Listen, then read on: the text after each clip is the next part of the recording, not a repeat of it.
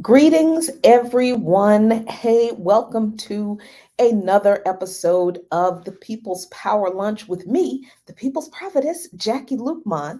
Thanks so much for joining me. I see you all filing into the cafeteria for today's Freedom Friday. We're going to talk about nothing serious, absolutely nothing serious today, but something that is serious to me and near and dear to my heart, and that is zombies and perhaps the apocalypse. But before we get to that conversation, I see that all of our regulars are filing into the cafeteria. What's going on? Shock G, Ready Revolutionary One, Iyapo Yapa. Hey, welcome. Peace to you, Ricky Ryan. Happy birthday, comrade Ricky Ryan. Sugar Sham, Lisa Catlett, oh, Manny Nile, Q Africa, CB, Big Teal, uh, Ariana Gladney, Pookie Wood. I see y'all. Thank you so much for joining me today for my special segment on all things zombie. Okay, well, not all things zombies, but I really do love the zombie genre. And I'll explain why in a minute. But I see more of you are piling in. Don't rush. Don't rush. You're not late. Come down. Come into the cafeteria in an orderly fashion. It's okay. It's hot outside. Chill. Don't sweat it. Just, go over to the buffet and find something that you like. Or if you brought your lunch, go on over to the microwaves and heat up your lunch. Find a seat and let's get rolling. KD, more folks are coming in. Good to see you. Alicia, let's see. Big Teal, did I see you already? Well, I'm going to say hi again. Hey, Big Teal. Lady Alex M, good to see you. All right, let's get down to the housekeeping. If you are watching on Black Power Media, I hope you've noticed, I'm sure you've noticed, that we have not had a live remix morning show this week, and I think we're off next week too.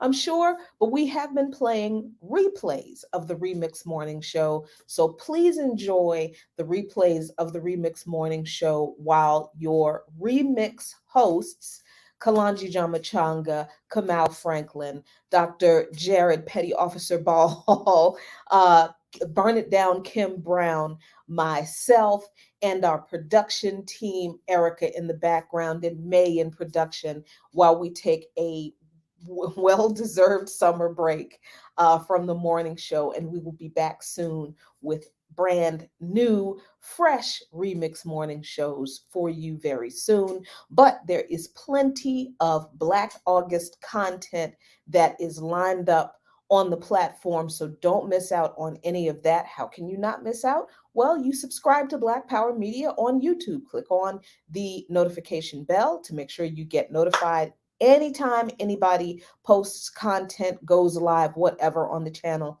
You do not want to miss all of the content we have for you for this Black August. You can support Black Power Media on Patreon at patreon.com/Black Power Media. But did you know you can also support Lukman Nation on Patreon? Yes, you can. Patreon.com/Lukman Nation, LUKMANNATION. I appreciate your support, all of our patrons. And I know that because of everything that's been going on this month, I skipped your July only patron stream. I apologize. I just got behind with all of the doctor's appointments and all this kind of stuff. But don't worry. Don't worry. You got an August stream coming. Yes, you do. And I'm in the can for one for you. So the Lukman Nation patrons have two upcoming patrons only streams for August. I appreciate y'all so much. I see more folks have come into the conference into the cafeteria. Janiro Dingle, what's going on? Eugene Mason, good to see you. Sugar Booger 7, Lene Demoy, glad you guys joined. I see you. Thanks for joining. Okie dokie. Now, thanks, Janiro, for joining us, even though you're fasting for Black August. I appreciate that. And as you know, for Black August, the process, the what we do for Black August to commemorate Black August, to participate in Black August, and to lift up the struggle to free our political prisoners is to fast if you're medically able, study, train, and fight.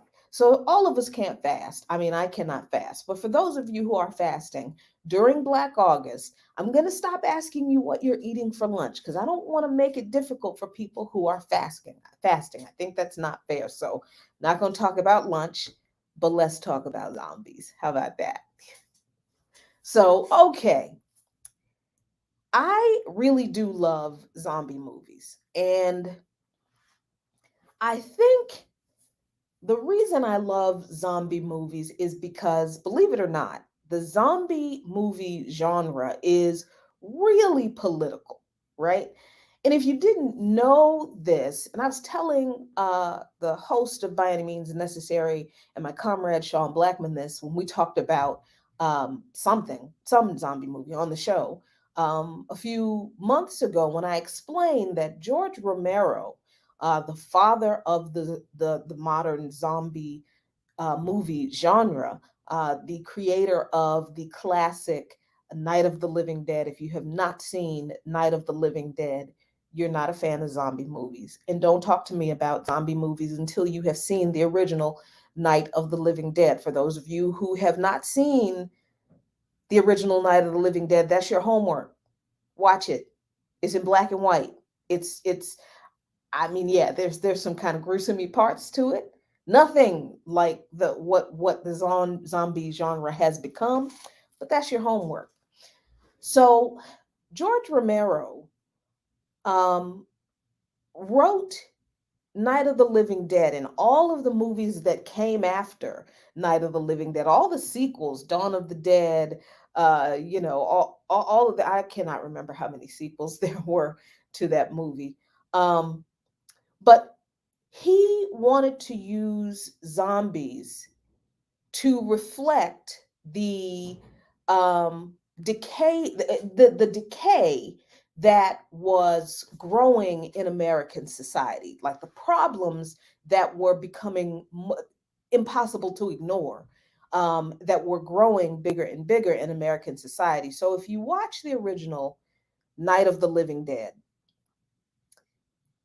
it is black and white. It takes place, and I'm going to try not to give you a whole bunch of spoilers because it honestly is one of my favorite movies. It's in the top five, easily in the top five of all movies of any genre ever. So the movie takes place in the out in kind of a rural area. People end up holed up in this kind of farmhouse. There is a family. There's a mom and a dad and a little girl. There is a couple. There's a black guy. So as the zombies, and somehow, the zombies start coming out of the cemetery because, of course, there's a cemetery right at the farmhouse, right? So, of course, when you're looking at zombie movies, don't try not to think too logically because I think that is one of the reasons I think that people who really hate zombie movies kind of don't like them, other than the gore, which okay, I understand. But people I talk to who kind of dismiss and poo-poo zombie movies are like, oh, it's just so stupid. This, it would never happen, and how illogical it is. But you know, throw your logic away. Throw your reasonable mind away here because this is a genre of movie that plays on like the deepest darkest fears of human beings in general. So it doesn't have to make sense to be like extremely creepy and to affect you in kind of a visceral way. Like obviously the first illogical part of zombie movies is that if we're talking about zombies rising from the dead from cemeteries, how? They're in coffins. Right? At least in this country. I don't know what they do in other countries. I have heard some things about what people do in other countries, but at least in this country, they put you in a box. And so how is the zombie getting out of the coffin, right? Don't think about that. That doesn't make any sense. And especially don't think about that when you're watching the original Night of the Living Dead. So you've got all of these different kinds of people, different groups of people representing different aspects of American society, right? You've got the young couple that is, starting out. They're very rosy-eyed and very much in love, and the future is wide open for them. And then you've got the family with a completely asshole father. And then you've got the black guy, and so there are a whole bunch of dynamics, power dynamics, that go on in this farmhouse as the zombies are risen from the dead, and they know that the human beings are in the farmhouse that they want to eat. Another thing that you have to just kind of leave your logic at the door when you're watching zombie movies is the idea that zombies like eat for nourishment. They don't. It's kind of a primal thing, and again, it's a play on just this ultimate fear, this really weird suppressed fear that people have of cannibalism, right? And the fact that zombies rise from the dead, that's kind of a twofold kind of thing, interestingly. And unfortunately, one of them is kind of connected to the Western misunderstanding and demonization of voodoo, where there were a bunch of horror movies back in the day where voodoo priests were turning people into zombies. Well, they weren't like dead. They were literally able to kind of control people using whatever means. So that is a real human fear. The the loss of our need to be in control. Like one human fear that I think we all have is we don't ever want to be in a situation where we are controlled by someone or something else. That is a very real and logical human fear, right? That is connected to this really ridiculous and quite honestly white supremacist misunderstanding and demonization of voodoo. And you kind of saw that in movies like uh, the what was it, and the Serpent. Oh shoot, I can't remember the name of the movie, but it was one of those movies from like the 80s, I think, that kind of tried to revive the horror movie exploitation of the voodoo religion. Y'all will y'all will remind me in the chat. It was something and the Serpent. Cannot remember what.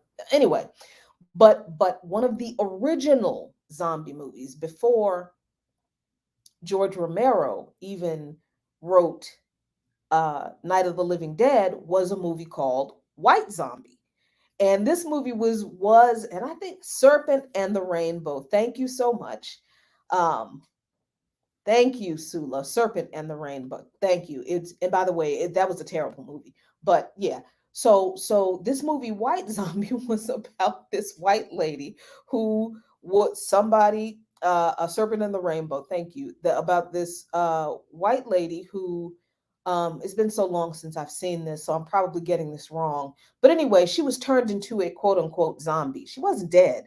She was subjected to a voodoo ritual because somebody was pissed off at her, and she was put under the control of the voodoo priestess who put that's the kind of exploitation white supremacist very, exploitative misunderstanding, intentional misunderstanding of voodoo that is connected to the early zombie movies. But it's that kind of exploitative aspect of voodoo in Western horror movies that feeds this kind of fear of zombification, right? That carries over into the modern zombie genre. Thank you, Iyapo. Good point. The Believers also touched on that back in the day. I didn't like that movie either. It wasn't that. I didn't understand what the big deal was. And I think that it was such a big deal then because it was Michael J. Fox, and it was a that role for him was such a departure from what people had known him as, which was being in Family Ties, right? The TV sitcom. Yeah, it wasn't so great. So so that's there's that part. There is like this, and I'm glad that the modern zombie genre has pretty much done away with that. So now what we're dealing with when we're talking about modern zombies that George Romero created, now we're talking about the fear of death, right? Not only the fear of death, but the fear of the unknown of what happens to us after we die. And this is honestly, I think this is entirely a Western thing because I mean, the people that I have been able to meet who are from different places in the world, they just don't see death as like this frightening, oh my God, I don't want to die. Oh, what's going to happen to me on the other side? They don't see death that way. They see death as just kind of a natural part of the entire cycle of existence, and that death is really, and I'm generalizing, but death is a transfer of energy. Basically, it's not like this horrific, scary blackness, darkness, who knows what happens, and oh my God, what if we can come back and eat people alive kind of thing, right? So George Romero um, played on those Western fears, our fear of a lack of control, um, our fear of death, very Western, very white supremacist, very Christian focused, very white supremacist Christian interpretation focused. Manny, y'all, I do. Because everything is political. That's why. Because even the stuff that I look at as not serious and what I enjoy, the entertainment I enjoy and just enjoy it for entertainment's sake, even I recognize that every single bit of it is political. Just so happened that George Romero really meant for this genre to be political. So he's taking all of these fears that mostly Western white people have about not being in control of ourselves, of death. And then he turned it on its head and said, well, what if the dead aren't dead? And they come back. So we not only don't have control over death, we don't know what happens over death, but then damn it, death isn't really death. And then when you come back, then what comes back is a threat to the living. And then this is where the politics come in. Okay, well, the politics were already there, but this is where the societal politics come in. So, what Romero does is to have the people in the farmhouse represent, as I said, these different segments of society. And as the tension within the farmhouse grow and escalate among these different groups of people, those tensions reflect the tensions that were going on in American society at the time. And at the time, protests against the Vietnam War were happening. Protests against racism were happening. The feminist movement was emerging. Student nonviolent movements were emerging. All of those things were happening at the time that George Romero writes Night of the Living Dead, and he takes the internal conflicts that are happening in the United States and puts them all in a farmhouse on this movie set, and then has this external threat that is literally threatening to eat everyone in the farmhouse. And these people in this farmhouse can't get their shit together to survive in order to deal with the external threat. That's the politics of the original Night of the Living Dead. The interesting thing about that particular movie is that Romero swears up and down. He swears that he did not write the script so that the person who survived was was in itself the way the movie ended. I'm not going to tell you how it ended. You have to watch it. He didn't write that script and he didn't cast that character to make the social commentary that it did. He swears he didn't do that. He swears that's just how it kind of worked out. I kind of don't believe that. But I'm going to leave that there, right? Because I really want you, for those of you who have not seen Night of the Living Dead, to watch it in the original black and white. The gory parts are actually kind of funny to me, but because it's in black and white, the gore isn't, it's not terrible. And I know that people can't handle a lot of gore, so I'm not going to steer you wrong on that just to make you watch a movie. The resulting or the sequels, uh, Dawn of the Dead, Day of the Dead, all the and the reboots of the sequels, were also all kind of social commentary movies using the zombie genre. Um, the Ready Revolutionary said he lying. It was and what really blew my mind, Ready, was when he was interviewed about that. It blew my mind that he actually was like, "No, I didn't mean to do that. That was purely coincidental." I'm like, "Bruh, come on, just take the win on that one." Because I I think the ending of the original Night of the Living Dead is absolutely brilliant, spot on, exactly what the United States is, but you got to watch it to understand what that means. And I just wish he had taken credit for it, but he swore up and down he didn't mean for it to come out that way. So, the sequels all had themes. Like I think it was one of the sequels took place in an abandoned missile silo, and it was a commentary on the militarism, the rampant militarism of the United States that was a threat that once again folks couldn't get along to deal with, even as militarism in the movie was made the zombie apocalypse worse.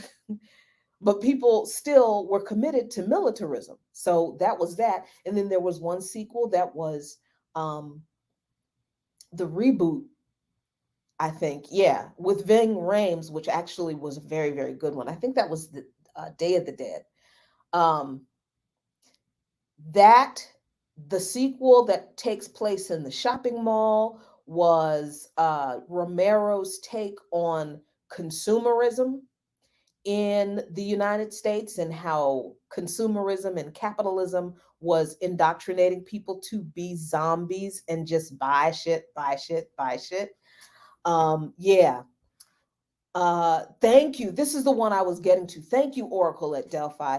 The Night of the Living Dead, and this is the the Night of the Living Dead with John Leguizamo and Dennis Hopper was really I really like that movie. That's really good, and it is absolutely a metaphor and plain as day for how the rich feed off the marginalized and the oppressed, and then they create these. They created this like walled-in city that was a bastion of living civilization with the rest of the country and the world undead around them, but there was still this class hierarchy within this walled off city. Like there are literal zombies on the outside of the city wanting to eat everybody inside, but on the inside, the rich are taking advantage of and exploiting everybody else, the poor. And if you watch that one, the Leguizamo and Hopper version, you see how that ends up. That was pretty good. So okay, so let me which one was the movie? Which one was the movie where they introduced the quote unquote fast zombies? And don't say 28 days later, because 28 days later is not a zombie movie. Those are not zombies. Those people are infected. That's a different kind of apocalypse, a legitimate apocalypse, and I'm all for viral apocalypses. I'm here for it, but those are not zombies. In 28 days later, not in 28 weeks later, those are not zombies. Let's not confuse our horror movie, apocalyptic movie monsters. Okay? All right. So up until I think it might have been Day of the Dead, the shopping mall reboot, when the zombies, the whole fast zombie um a phenomenon started. I guess somebody had the bright idea, like, why are zombies always, ambling around and shambling? And it seems like all you have to do to get away from them is run, you know? So then at some point, some brilliant person said, you know what? What if you couldn't outrun zombies? Wouldn't they be that much more terrifying? And it was. Oh, it was so great. So let me go back, because I saw some of your questions in here. Thanks. We out. Watched Midnight Mass on Netflix. Yes, the monsters were Christian fundamentalists, get vampires. I thought that was. I mean, it was campy. The scares were okay, but I thought the message was great. I thought the message was great. So that's a really good series. I really dug that. And I have a special place in my heart for vampires too. I do love vampires and werewolves. Yeah. Let's see. Oracle at Delphi, thanks for saying this. The zombie concept also plays to the notion of retribution and accountability, in that what America has buried, hidden, and gotten away with comes back to haunt. Yes.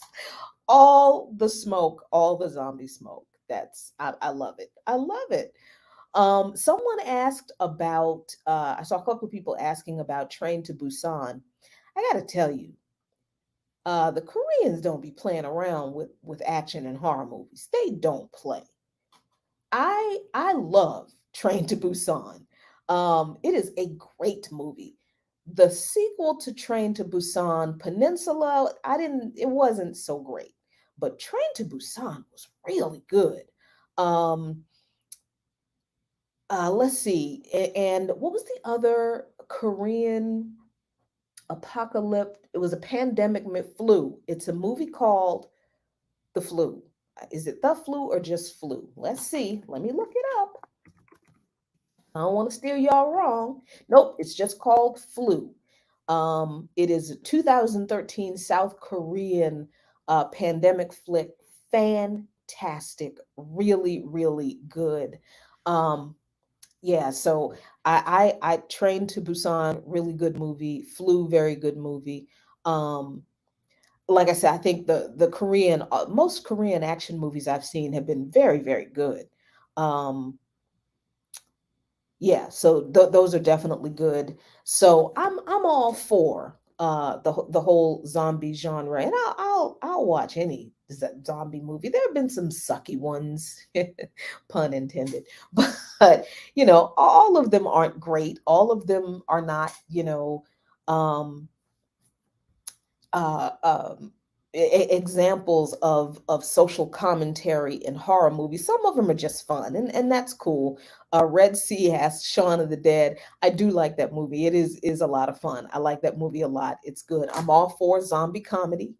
That's good too. Oh, series on Netflix that I did not think I would like, but I actually did, called All of Us Are Dead. It is a South Korean supposedly teen focused zombie series.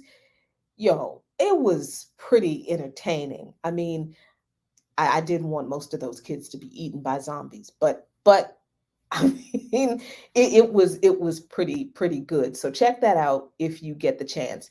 I have seen the Resident Evil reboot on Netflix. I didn't dislike it. I mean, thought it was entertaining. It was a good waste of time for me.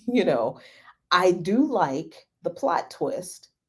Um, and I do like the Lance Reddicks. I'm gonna leave it at that. People who liked the video game Resident Evil probably do not would not like the Netflix reboot. So I'm just saying. But if you're not that, if you're not that invested into, the movie being true to the video game, then, it's a fun, binge if you don't, want to turn your brain off for a few hours. Um, mm, so yeah, let me see. So why was I talking about his home? Oh yeah, The Walking Dead, the series The Walking Dead is finally coming to an end. And oh, thank you, Very Smug. That, yes, it is. Black Summer on Netflix. It's 2 seasons. Um, very good. The first season, now that I think about it, I can't say that the first season was better than the second season. I think the first season of any franchise is always the benchmark, right? If it's good. I mean, if the first season is shit, then who cares? But the first season of Black Summer was really good. The second season, I'm not going to say that it was not as good, it was just kind of different. So I think it went down different paths. So it was interesting. I agree. Black Summer is a very, very good zombie series on Netflix. So, The Walking Dead. Mm, I'm actually glad they ended that thing. And I have rode with The Walking Dead for since 2013 when the first season, and I'm not kidding, The Walking Dead has been on television since 2013. And The Walking Dead is actually based on a graphic novel by that I also loved, by what's his name, Kirkman. I can't remember this. Roger Kirkman, I think. I got so much stuff floating around in my head, I cannot keep it all straight. Sometimes I get people's names mixed up. But you can actually read the graphic novels from The Walking Dead on this site. Let me drop the link into the chat for you. But I don't think they have every volume and issue in here, but they have most of them. Um, but yeah, The Walking Dead was based on this graphic novel. And I think that hmm, as far as like the seasons of The Walking Dead are concerned, the first season was obviously just like groundbreaking, amazing. It's like, damn, I'm scared watching television during the week or whenever, whatever day, it was on AMC, whatever day it aired. It was like, oh my God, TV is scary again. And the special effects on the show, amazing. Just amazing. Um, but what I understood about the series, The Walking Dead, the whole story, is that the story is not about the zombies. It's not. The Walking Dead are the survivors of the zombie apocalypse.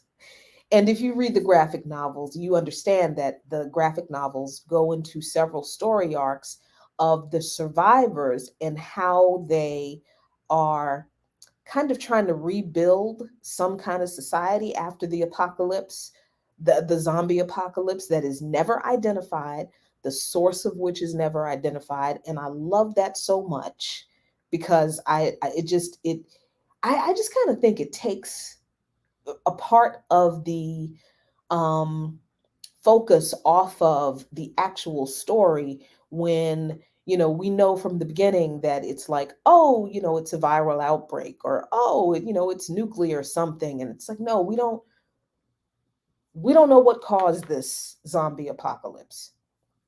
And I think when we're looking at the state of the empire today, I think we can guess about what might bring about some type of societal collapse, but there's so much foolishness going on. I don't think we're not going to be able to pinpoint what it is. So I think that was the great thing that they carried over into the series. Um, so very smug, and I think, and this is kind of, if you're talking about The Walking Dead, like, this is the point. This is kind of the point. Like, everything that is wrong, ugly, evil, disgusting, despicable, destructive in society before the apocalypse, that shit survives. It survives. And we see it. And I think in some instances, they're very good. The show has been very, very good at um mapping that out in some of those storylines, right? But I do think they dragged some of the storylines out way too much, and some of the storylines were just kind of dumb. Like the people who lived in the garbage dump. What the fuck was that? I don't. I didn't understand why. I mean, okay, I guess I kind of get why you live in a garbage dump, because you're surrounded by filthy, stinky garbage, and what's one of the ways that you can um kind of hide from the zombies is to cover yourself in goo, basically. um Human goo, not in entrails and such. So okay, I get it, I get that. But then I'm like, how come they had to speak some weird kind of truncated pigeon English that like, y'all ain't from another planet? That was just, I just thought that was stupid. That season with those people living in the garbage dump was just so dumb, I think. I thought that the saviors, that was an excellent. I thought the Saviors was an excellent representation of everything bad, wrong, evil, despicable, awful, destructive that survives, and actually that survives after the apocalypse, and then actually ends up thriving during the apocalypse because of all those reasons, right? So you get to see, sort of distilled down to the bare bones, what how fear and oppression upholds a society. It doesn't do anything for the people in the society who are being oppressed and who are terrorized all the time. And they are, and they feel that the external threats are so horrifying that they are willing to deal with the terrorism and the oppression of the society that's giving them food and shelter from the external threats. It's a trade-off. It's like, do you want to be eaten by the zombies? Or do you want to deal with a psychopathic megalomaniac who walks around with a baseball bat wrapped in barbed wire, who could shove people into the incinerator at any time when he gets pissed off? Do, so then you look at that and it's like, oh, that's kind of like how people live in society today. I mean, you pick your poison. Do you, at least in US society today, right? It's like, yeah, capitalism is kicking your ass here and you're poor and you have student loan debt and you can't afford your rent and you don't have health care, but do you want to be eaten by the evil communists? The only difference is in The Walking Dead, the threat on the outside is real. Here in this country, the so-called threat on the outside completely made up by the very megalomaniacs who are oppressing. And you get that, so you see that. So for me, like the saviors was really kind of scary. um let's see. The whispers, I think, was frightening, the way they introduced the whispers from one season to the next, because in one season you think that, oh my god, the zombies are becoming self-aware and they're talking, right? That is also like the terror of a zombie apocalypse. They're mindless eating machines. They can't think, they don't have organizations. They can't organize. They're just a mass of undirected, they're just coming after human flesh. But oh my God, what if the masses organize? Y'all, come on. Mm, that's just too good right there. So the one season ends with introducing the whispers, having you thinking that the whispers are, zombies who have evolved and they're talking, which means now they can organize. But then when the whispers are introduced, then it's like, damn, for real, y'all? That's um the whole alpha character and the child abuse and yeah, that just I think I didn't like that season. I didn't like that season either. Um, and then watching The Walking Dead, I think it does cause, if you're a geeked out fan of the genre like I am, it does cause you to sit and think, if there were an apocalypse, what kind of society would we try to build, right? Because I think that's the other thing that The Walking Dead has done since 2013, is introduce all of these different iterations of what a society being rebuilt from the ground up could look like. I mean, so do you think we would be closer to an Oceanside, which was unique because it was all women? Um, do you think we would be closer to an Alexandria? Um, do you think that we would be closer to a savior type situation? Pookie Wood, I swear that part right there, I don't, I didn't, I couldn't, I I couldn't. It was That was too much even for me. Ooh, that was bad. That was just, and I'm just like, man, it, of all the things y'all could have, that you did that to us, you did that to us. Oh my god. So so I mean, would do you think we would end up in like a savior type of situation trying to rebuild society? Would we be like the would we be like Terminus? Remember Terminus? um uh I mean, yeah, what kind of society do you think we are more likely to try to develop after a societal collapse? Here's what I think.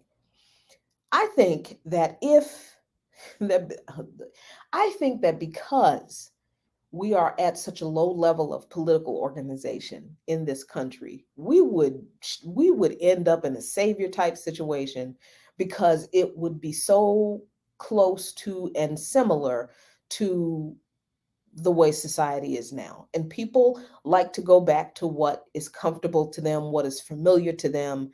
So yeah, we'd be people. There would be too many people who would be following some psychopath with a baseball bat wrapped in barbed wire. You know, being a complete and utter megalomaniac, violent thug, saying that he is protecting people from the threats on the outside and providing safety for people. That's what would happen. Because we political education, we ain't where we need to be yet. And I think that's the thing that kind of struck me the most about the societies that were being rebuilt on The Walking Dead, that you could see the weaknesses in the societies because people didn't want to deal with what was wrong with the society that came before, that fell, which is why you end up with Commonwealth, right? So I think The Walking Dead was a really good series. It broke ground for what it did. I wish it had not um, went off into all of those spin-offs. Fear the Walking Dead started out really good. And now I don't know what the fuck is going on. There's a submarine, there's a tower, there was a nuclear bomb. I don't understand what's going on with this Fear the Walking Dead now. I, I'm very confused. Uh, the teen focused Walking Dead, that was stupid. It was horrible. I don't know why they felt like they needed to do that. There is another Walking Dead spinoff that started off in a submarine. I didn't even watch that, John. I looked at the promo and I'm like, y'all are just trying to get the bag now. That's just all. Because we zombie addicts, you know us all too well.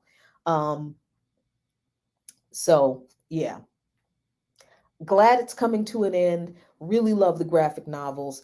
Um, some of the storylines in the series departed a lot from the graphic novels, and some of it was a good thing they did, because the graphic novels, oh my god, the brutality in the some of the graphic novels. If you thought the gore and the brutality was bad in some of the episodes in The Walking Dead, like Sophia getting it, I mean, I wasn't mad. They told that child to stay where she would.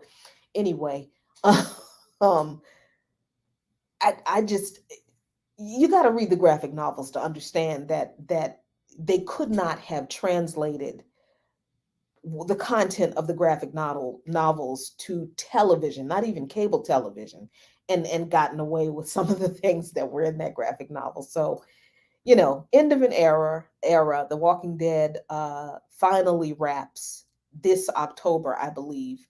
Um, and thank God, because I can't take any more bad seasons. I am happy that Daryl has survived, though.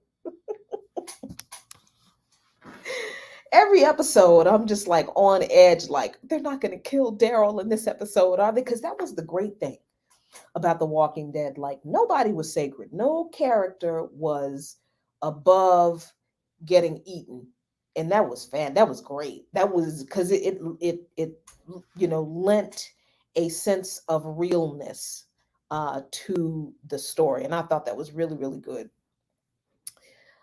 So let me see. Let me see what you all have to say about The Walking Dead. Um,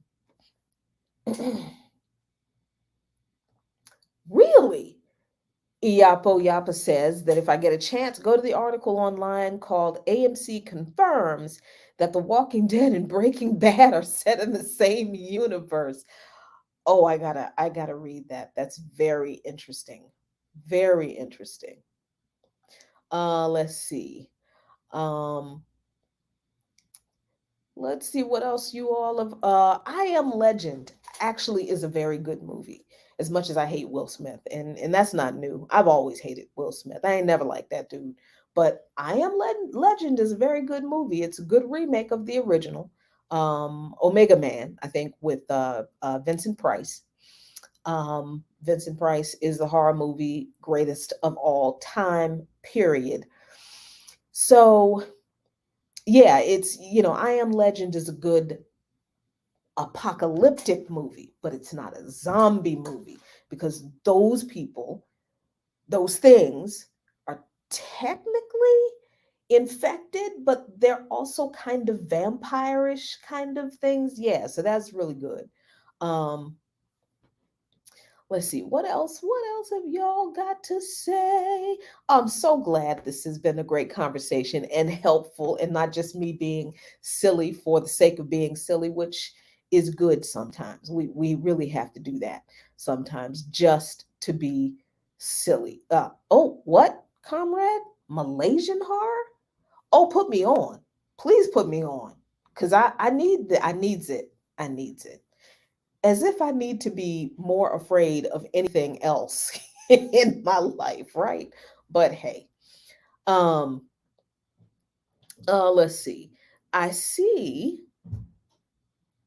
Let me see. What else have you? What else have y'all? Uh, there was something I saw that I wanted to comment on. Huh.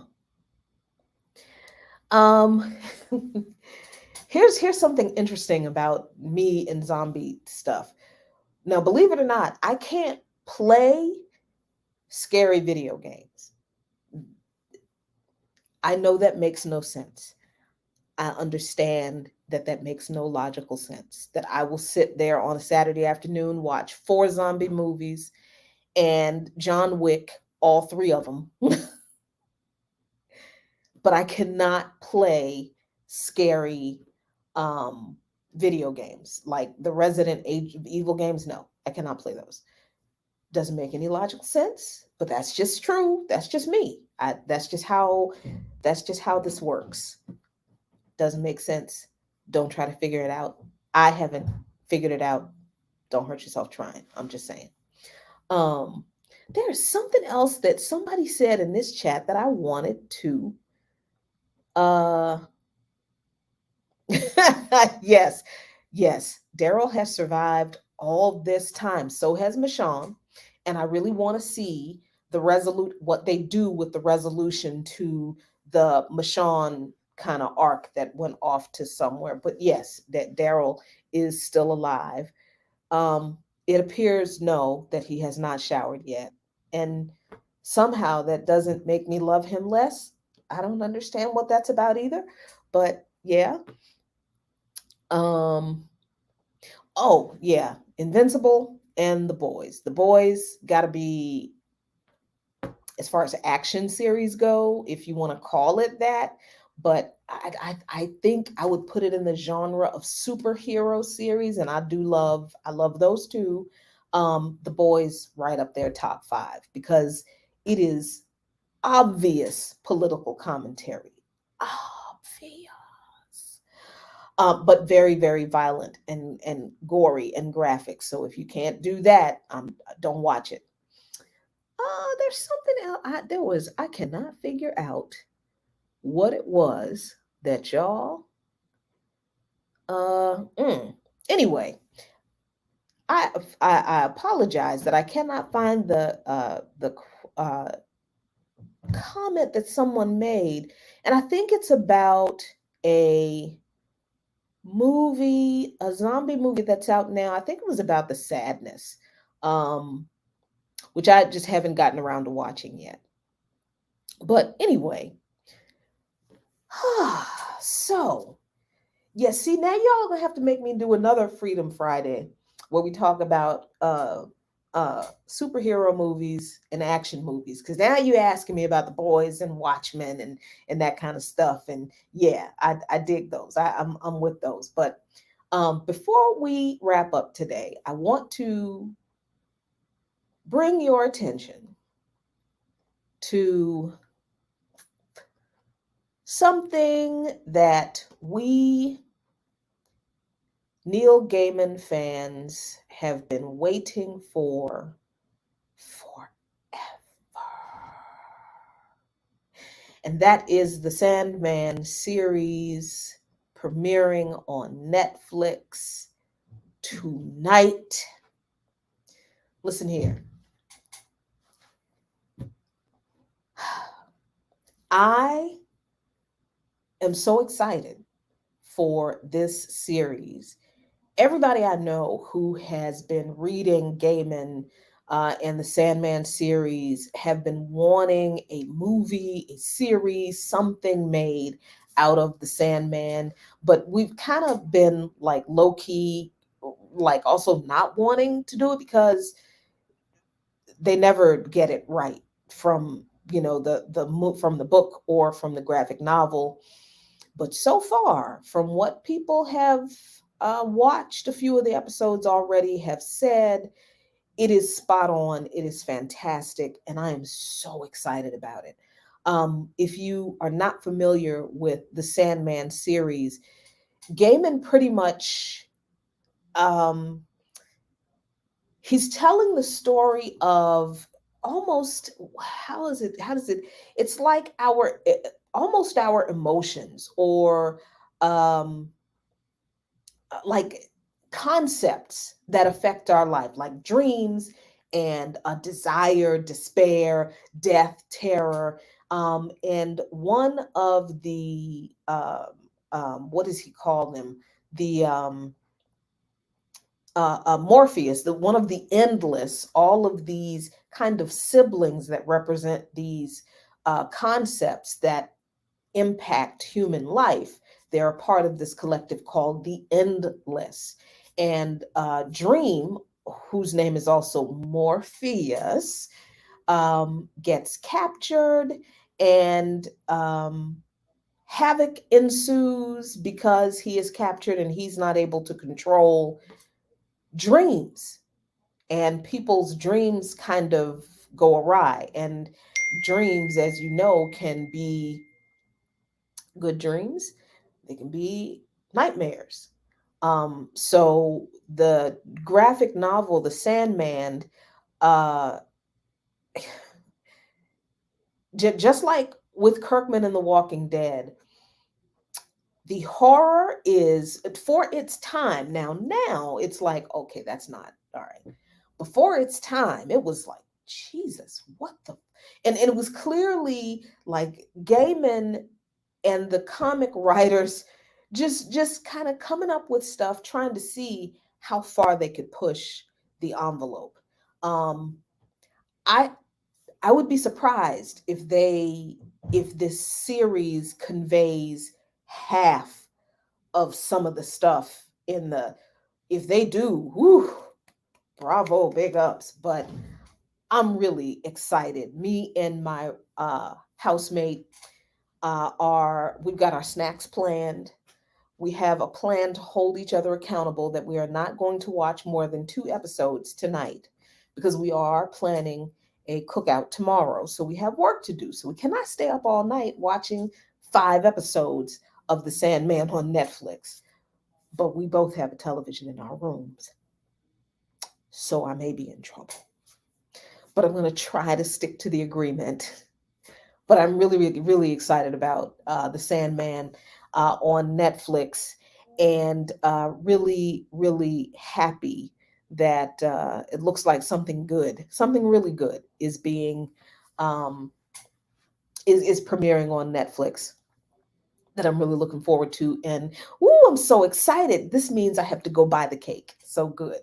Um, so that's it. That's my thoughts on zombies and The Walking Dead and The Sandman. And okay, the next Freedom Friday, we are going to talk about superhero movies. How about that? Let's talk about that. Let's talk about superhero movies, the MCU universe, which, yep, I like. DC Comics, not too big of a fan. Batman is annoying. He's annoying. He's a rich dude with a bunch of toys, and what? Just feed people. That's all. Anyway, I hope you all have a good weekend. I hope you all had a good time today with this People's Power Lunch. I really, really enjoyed this hour. It was a lot of fun. It's great to just talk about goofy stuff, fun stuff, even when you recognize there's politics in it. So you all have a fantastic rest of your day. Have a wonderful weekend. As always, be good to yourselves, be good to each other. A luta continua, the struggle continues, but trust me, Victoria acerta, victory is certain. Peace.